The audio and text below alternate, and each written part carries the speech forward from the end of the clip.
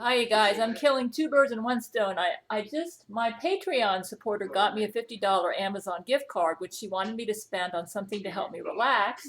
So I ordered this movie. This is the 1974 BBC version of David Copperfield. Um, so I'm watching this while I'm sewing my clothes. She also ordered me some sports bras. The problem is when I go out for a walk, they fall apart. You know, they kind of like slide down this way, and I don't like that. So I sew snaps in here, and that way they don't fall. And I did my white bras, and now I'm going to work on my gray bras. So, you know, when I was a young lady, my role model was Agnes Wickfield from David Copperfield. I used to read that book and think, I want to be just like her. And the reason I chose Agnes Wickfield is because she just seemed to me to be like my ideal woman. And to me, an ideal woman is a woman who gets behind a great man and completes him. And I feel like when a woman does that, she has fulfilled her highest calling. That's just the way I'm wired. And when I fell in love with Brent in 1991, I determined he was a great man.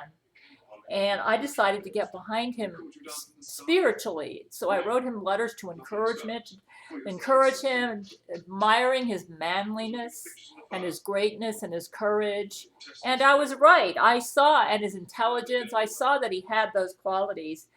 And when I was a young lady, I took a speech class at Baptist University of America, and my professor had us do a dramatic reading, and I chose to read the part of Agnes Wickfield from David Copperfield. And when I got up there on the stage, and this guy did not give out A's easily. I mean, he was picky.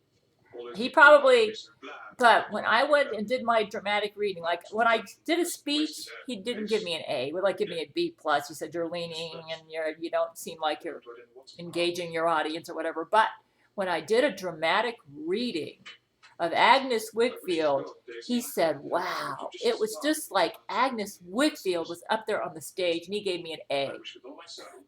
And you know why that is? Because I really identified with Agnes. I saw her as my ideal woman, the one and I understood her. Agnes Wickfield, if you've ever read David Copperfield, she was programmed so that everything she did was for her man. She basically lost herself into her man. I know today with the women's lib movement and everything, they say that's a really dumb thing to do, but that is just the way I'm wired. Maybe that's why I have so many men that love me. I don't know. But when I see greatness, manliness, heroics, courage in a man, I devote my life to that man, to make him happy, to complete him, to make him feel like more of a man, and to spur him on to greater heights. I encourage that kind of a man to reach for goals that will benefit humanity. So I think one of a woman's highest callings is to complete her man. And so when I saw greatness in Brent Spiner, I wanted to be Agnes Wickfield to Brent. And she's been my role model. Also, I do not like any production of David Copperfield except this one. This is the only one that is true to the book. I don't know what America's problem is. I hate American movies. You may say, what are things? I really don't like them. I think they're boring. I think they're shallow. I've created a favorites page at my website. You can see the link underneath this page, but I just think they're boring and shallow. And my favorite movies is usually a movie based on a literary novel.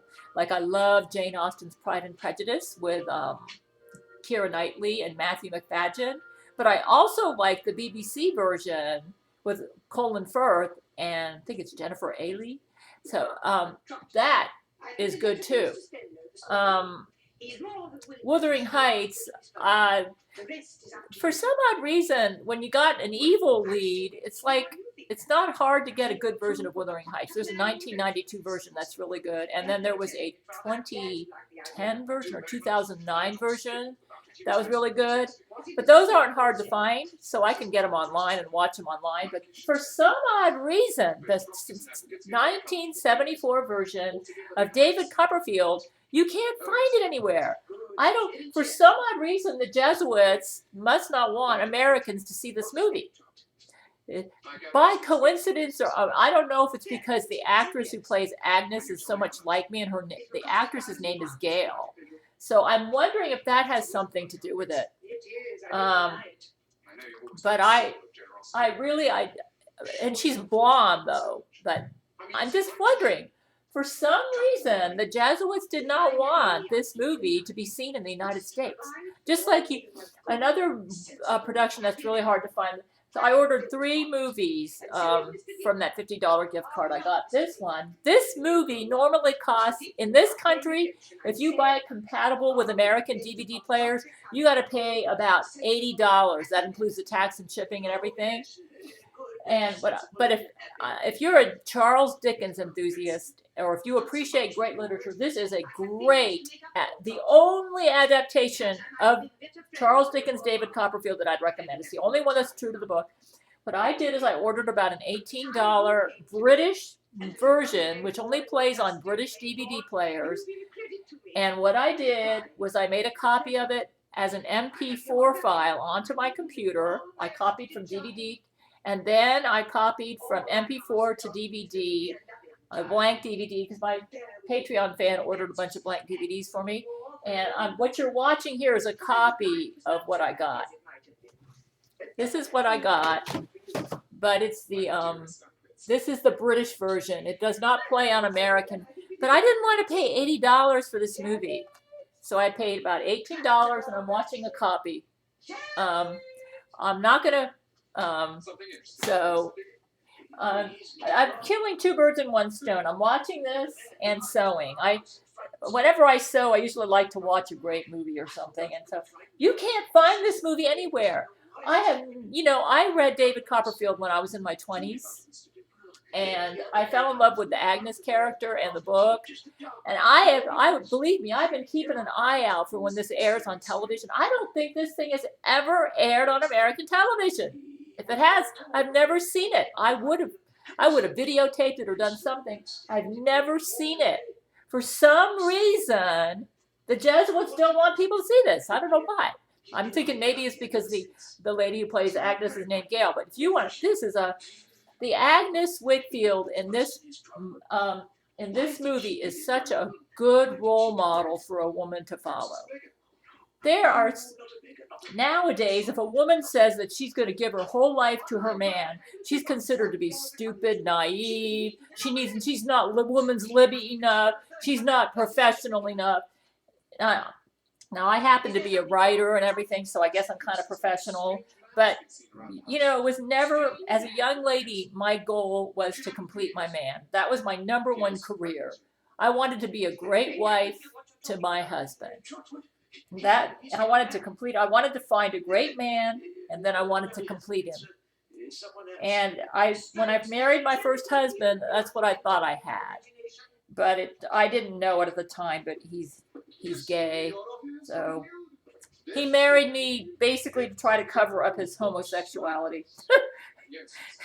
And that's why it was making love to him was like kissing the wall, I'm going to go ahead and sew this, see this? I'm sewing the snap right there while I'm watching the movie.